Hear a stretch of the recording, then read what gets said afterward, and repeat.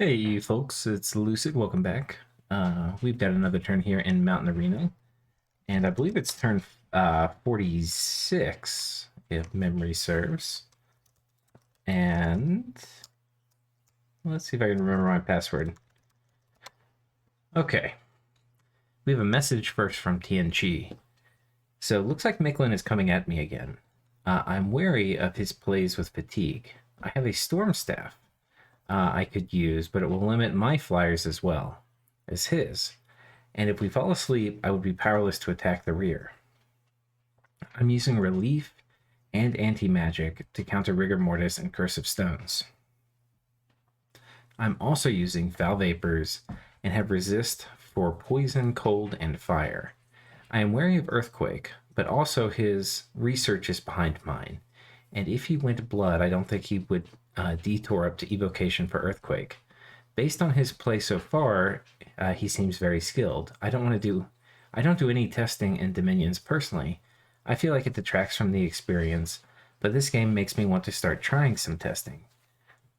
On a non-frontline approach, I forgot to mention Ubar gave me the unique robe item.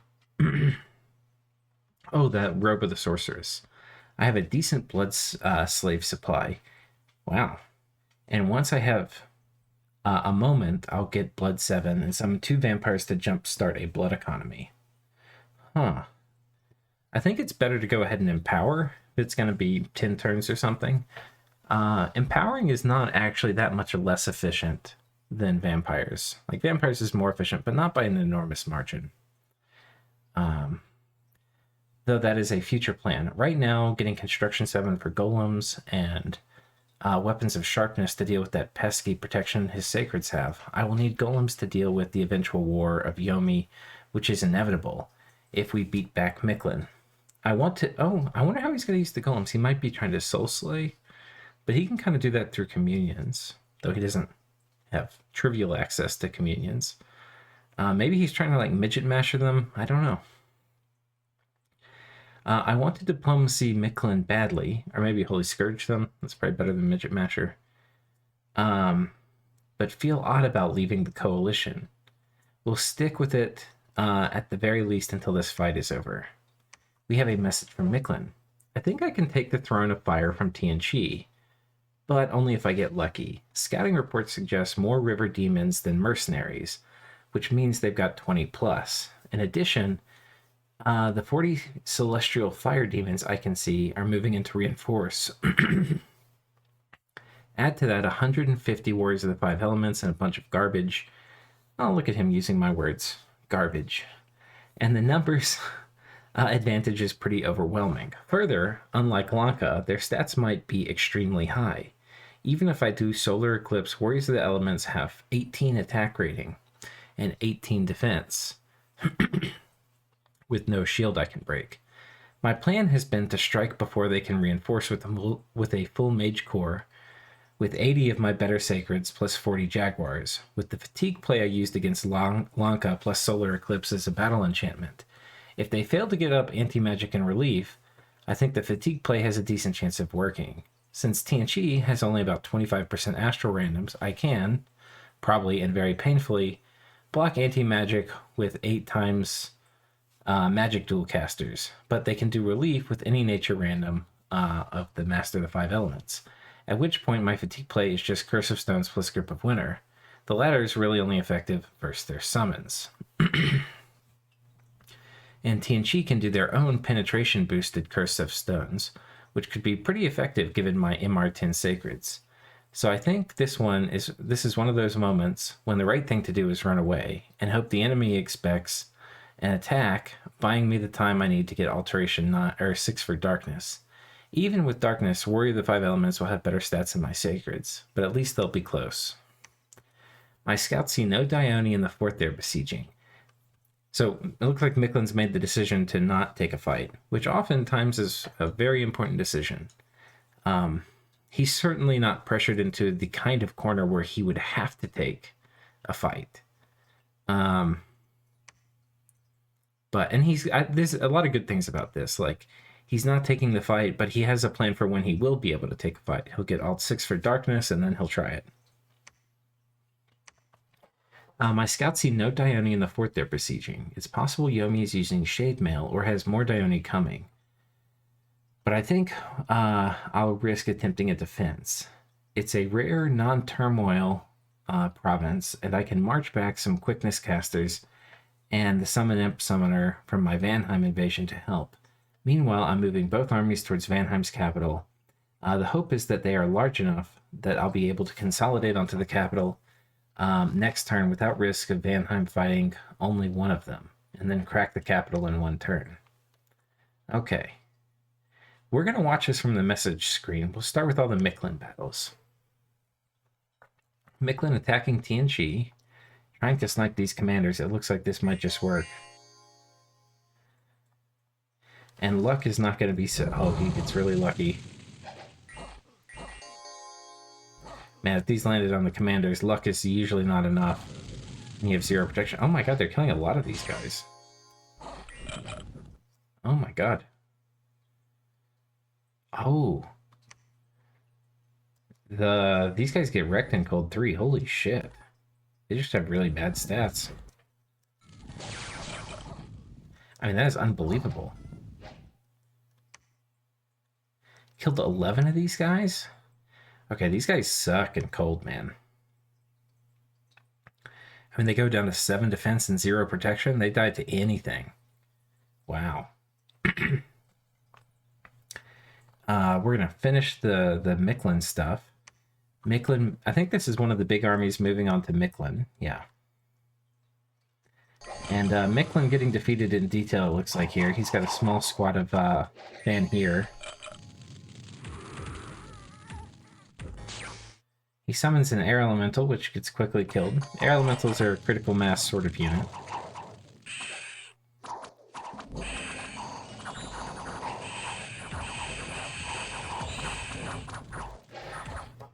I mean, mine here is still pretty good, but they're pretty outgunned here. Got air shield as part of the bless now too on Mictlan, which is really nice. Yeah. I guess Mictlan's gonna lose like 6 Sacred. He lost maybe 2 of the Jade Serpents as well. But yeah. That was this one. Oh, he lost a Nahuli. It's a little painful. Lost 3 Jaguar Warriors and 3 Serpents. Yeah, the Serpents... They kind of die. Combat speed of 10. They shouldn't be... I wonder why they were out in front. Let's watch that again. Oh, they were in separate squads. See, I would think you would maybe use them as standard bearers in the squad rather than having them out in front. They kind of... I don't know. I don't know how much Mictlan really needs standard bearers, but... They did die when they're out in front. And we have Yomi attacking Mictlan, and I believe Mictlan said he was going to try to defend this. So we have a bunch of Bakemono garbage, which Mictlan has Blood Surge. But once these guys switch to werewolf form, they're going to be deleting a lot of Bakemono every turn as well.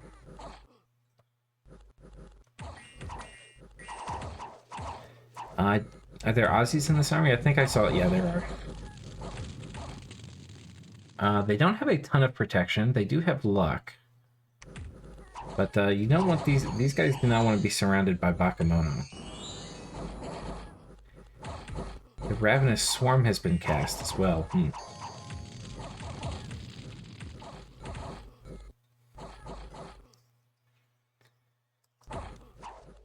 This is going to answer a very important question. Or not important, but was a question I'm very curious about. Which is, how do these Dione stack up? Oh no, he's running already. Fuck. Wait, but will the Aussies get him?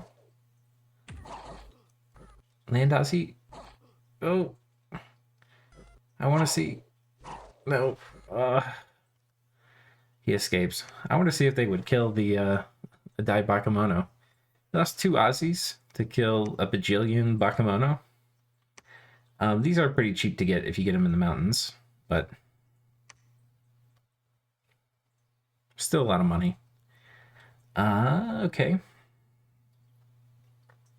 We have I mean, this coalition is really swinging into action. These guys are attacking Mictlan. It's kind of interesting because this is how the map was kind of designed. I wanted coalitions to be possible, but I didn't want people to dogpile. I'll say people tested the dogpiling with when they died, marching off to attack someone else. It wasn't their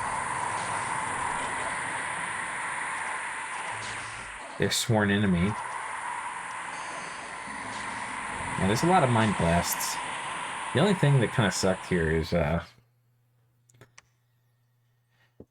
this friendly fire was actually from Bladewind, which kind of sucks. Okay, and then attacking Mictlan. I think this is the other, or attacking Vanheim. I think this is the other medium-sized army.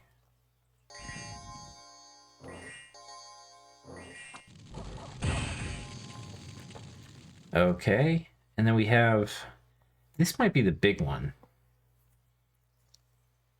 Oh no. Nope. Okay.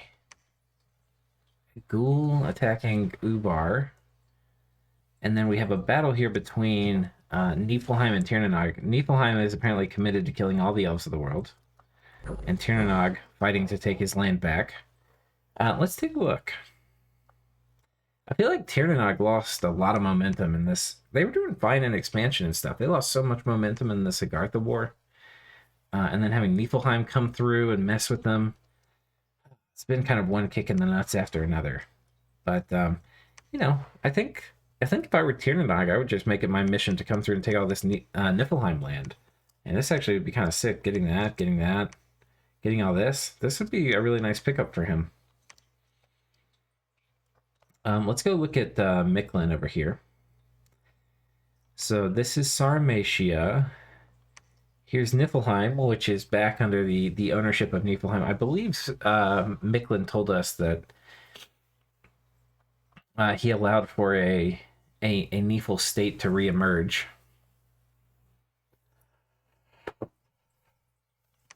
Which, logically, I don't think is terribly wise, but I think he's anticipating this being a main corridor of attack between Yomi, and he kind of doesn't want to fight for it. Yeah. It's actually a reasonably big army from Ubar. But I think it's going to get stomped. So the Dione retreats. He could have gone either way here.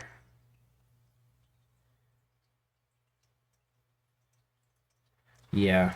And then we've got Agartha right here. So it looks like the play Mictlan's making is they're trying to make a move for Vanheim's capital. I think Vanheim has some stuff, but I think it's like trapped inside this fort. So I don't think they're going to be able to get to the capital in time. I think the main army's inside this fort. I think his move here has completely blocked Vanheim. Vanheim wanted him to storm, I think. And he said, no, I'll just take your cap instead, bro. And I believe he may have made a deal with Agartha, where he says, okay, I'll give you this fort. I mean, he's certainly ignoring this army, or appears to be. And this army here, which bumped into this Dione, it's not very clear what this army is going to defend. It's not going to have much to say about the Sigarthan stack. So it could either move this way, maybe, which it can't really get to because of the river.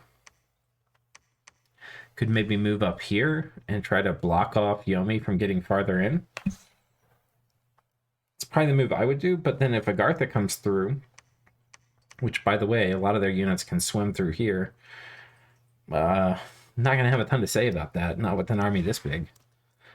I mean, it's nice, but it's not going to have anything to say to a proper army.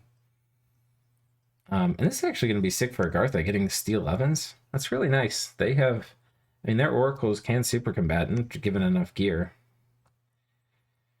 So it looks like Mictlan's Vanheim is in a very rough spot.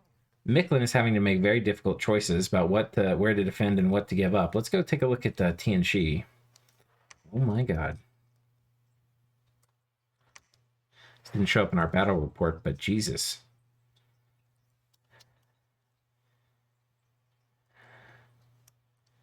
I mean, that'll make you sweat. Makes me sweat. Jesus Christ. got archers, which are usually pretty good against jaguars.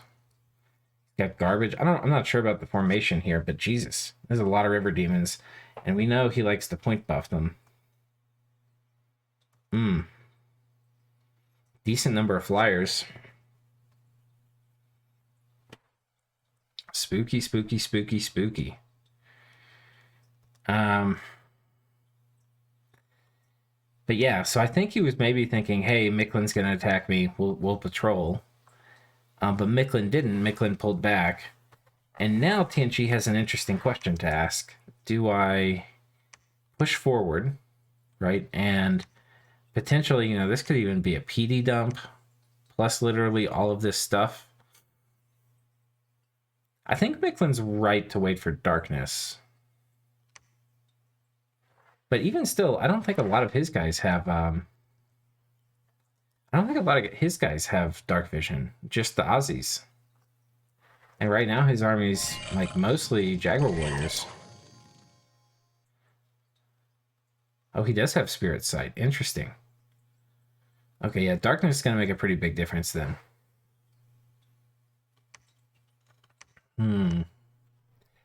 Well, I think it was wise for Mictlan to pull back, but I'm a little sad because I really wanted to see a big battle. I think his TNG too, on the one hand, you need to help the coalition. I think on the other hand, you have to ask yourself, like, what is my objective in this? He could come through and make a play for Sarmatia. Or he could come try to decapitate Mictlan. Decapitating Mictlan means you're going to have to fight like the main Mictlan army. I would say that's probably the play, because the Mictlan mages are really important, like cap-only mages, if you win a big battle. Like if Mictlan... So that's kind of why Mictlan doesn't want to like lose a fight or be too cavalier. Because if this main army dies, then I think TNG just marches and takes Mictlan. Assuming it doesn't get stabbed in the back. And TNG's a big nation. Like they're a 2-cap nation.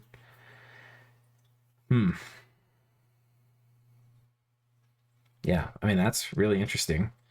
We'll see what happens. I think that's about it for this turn. Let's keep moving. We'll go ahead and go to the next turn. All right, we've got 47. Message from Mictlan. Banheim shot my arm that had been besieging that fort with 3 times my army. Okay.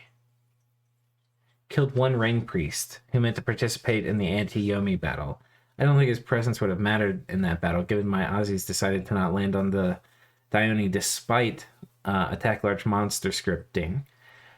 Attack large monster seems super unreliable to me. I'll just mention that here. But I will miss him, as I have very few rain priests in the Sarmatia region. I'm very pleased with the damage inflicted by Call of Winds last turn. I would of course prefer it if the birds landed on the mages, but killing 22 fire gems worth of summons is an amazing trade for an 8 air spell, with a discount on my site. I finished Blood 5 this turn, and I have 2 crystal coins forged by crystal mages to give me Send Lesser Horror casters. Ooh. Each cast of Send Lesser Horror has the opportunity cost of 2 Aussies. That's exactly right. But I expect that often to be a trade I feel good about. I'll hit Conjuration 5 for Howl this turn. I would say that's kind of like borderline too. Like when there's a good lesser horror, like if you have the ability just to take like PD back, is it worth it? Not completely sure. If you have the opportunity to kill like a small raiding force or a thug, definitely probably definitely worth it. But I think it's a big it depends. I'll hit Conjuration 5 for Howl this next turn. Tianchi's army now leans much more towards summons for its combat power than the humans, so Howl will do more for me than Darkness by supporting my fatigue play. But he's going to have relief up. Elite troops running around chasing wolves, while afflicted by Curse of Stones will be delightful. That is a really interesting combo I hadn't thought about before. Attack rear is really good against Howl, because most of the time they'll just ignore the wolves and like run to the back. But like the archers especially, it'll kind of mess with. But yeah, very cool. Let's take a look. What happens this turn? A scout gets... Oh, right. The scout pops out because he's no longer stealthy. You can't... He was trying to take a province with the scout in the same province. You have to move from an adjacent province. Yeah, that didn't actually work. I was thinking that might not work. Vanheim gets, like, elf commanders who, with, like, a magic weapons blessing, they're definitely capable of killing one of these horrors. Yeah, okay, cool. Take some PD with Call of the Wind.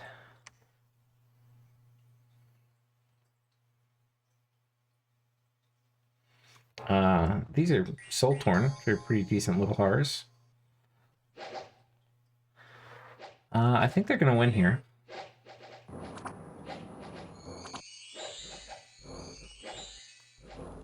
The Sleep Clouds. Nope, okay. So 0 for 2 for Sin Lesser Horror. Doesn't even really do anything. Just completely wasted. Blackhawks, though, are coming through for Mictlan right now. The AI likes spamming it. Maybe it's not as horrible of a spell after all. Those are the magic phase attacks. We'll do this one from the map. So, Mictlan is holding steady. He resists a raid from vampires and Pegasi. I don't think that's really worth watching. TNG flies out and attacks this, and flies out and attacks this. So he's sending disposable armies out, while also sitting on the throne. So this is advertising to me that he's not really hell-bent on like a death brawl with Mictlan. And it's spooky because you imagine if this army moves here, he has a kind of predictable move to move here, and Mictlan would send everything. It would be such an enormous fight. And while TNG has very killy things, a lot of their things are not very survivable. Like the Warriors of the Five Elements, not super survivable. The Fire Demons, not super survivable.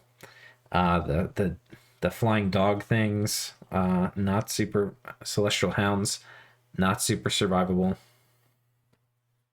So, point is that huge amounts of chaff filled with killy units, when the numbers are on Mictlan's side, I think a lot of the math can change. I mean, this is going to be a bloodbath when they finally fight. Mictlan attacking here into Lanka. And, he's kind of isolated Lankan reinforcements from the Machaca area. This Call of the Wind. And because there are roads here, it's possible that this army can actually get on top of this fort.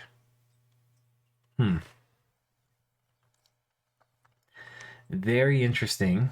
Sarmatia area looking pretty free and clear. Vanheim running into Yomi. And that... Okay, there's two Dione here. So the Dione here... We'll watch this battle.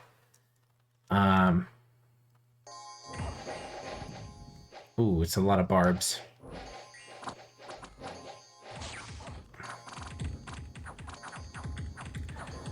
Ooh, Word of Power. That should be able to paralyze him as well.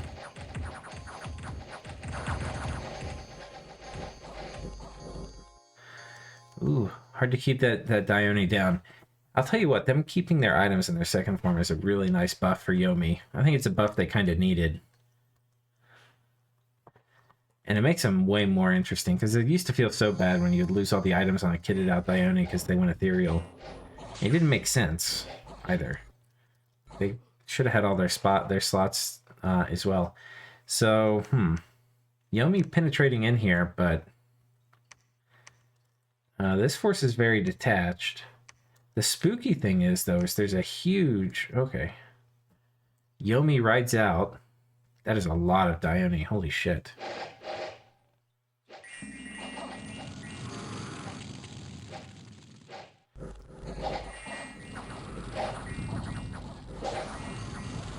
My question is, how is he going to kill one? So he's cleared the chaff, but the Dione are coming running through. Oh, he's casting Soul Slay. That is definitely one way to end one of these guys. Unfortunately for him, though, it doesn't work through both forms. A Soul Slay will only kill one form.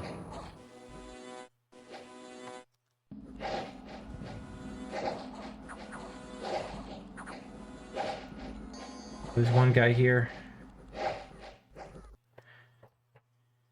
And none of the Dione have been killed so far. Just one guy in his second form.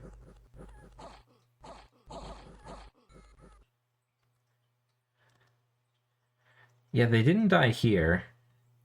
God, some of these got such lucky rolls. He's got 3 with heroic toughness or unequaled obesity. That is ridiculous. Wow. What a lucky duck. But yeah, this guy should come back. So it must have been different RNG. This is a little delayed because he managed to kill one. I can only assume it was to some more lucky Soul Slays. But yeah. Huge army here. I don't think Mictlan has enough in this region. Well, he didn't have enough in this region to defend against any of this bullshit. And we've got Agartha charging through, destroying this fort. Vanheim breaks out with just some wolves to reveal his army. The problem for him, of course, is that this is now on top of his cap and has popped it. And there's no way for this army to get here. He could have snuck it out, which he probably should have. But I think he wants, like, the dwarves and stuff to probably come with it. We've got a sub, I think, for Balin. Balin, like, staled out. We had to replace him. So 0 many thanks for subbing in here, boss.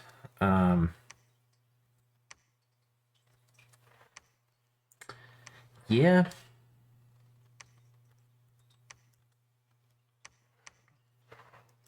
Not looking good for Vanheim. This is basically his last army, and it's not super clear what it can do. He's basically been tricked into giving up his capital. And Agartha is attacked underwater. I mean, this map is resistant to dogpiles, but I'll tell you, this coalition is swinging into action. It's not super clear what the long-term gains of each of the players in the coalition are going to be. But it's pretty clear that Mictlan's getting stretched pretty goddamn thin. The question is, like, is Agartha going to come down and take this and then come try to take the capital? And then does that leave maybe Yomi to come up and take Niflheim? I mean, this move up here, maybe Agartha's thinking about coming over and trying to control Niflheim as well.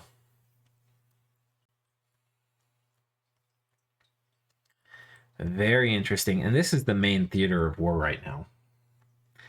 So I think when we've covered that, we've covered most of it. Let's see if there's anything else here.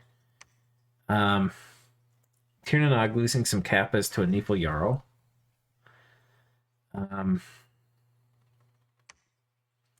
Oh, but he has a proper Nifl killing force here.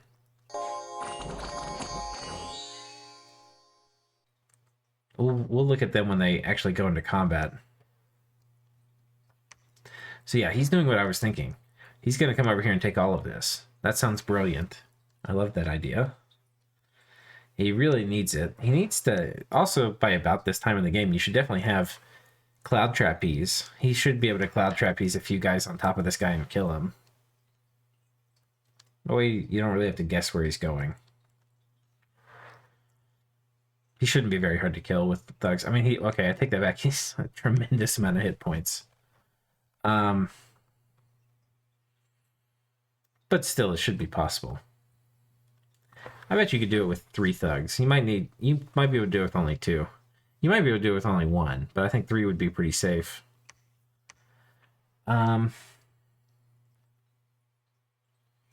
Yeah. His gods running around site searching. Looking pretty good for Tir Nanog. Or not pretty good, but it looks like he's kind of carving out he's doing good things. He's making plays. With Demon Gate here. Good lord. Look, Yomi hasn't gotten this province back from Niflheim yet. This Niflheim attack on Yomi was really costly. I think that's about it, guys. And I think that will be it for this episode. So thank you so much for watching, and we'll see you next time.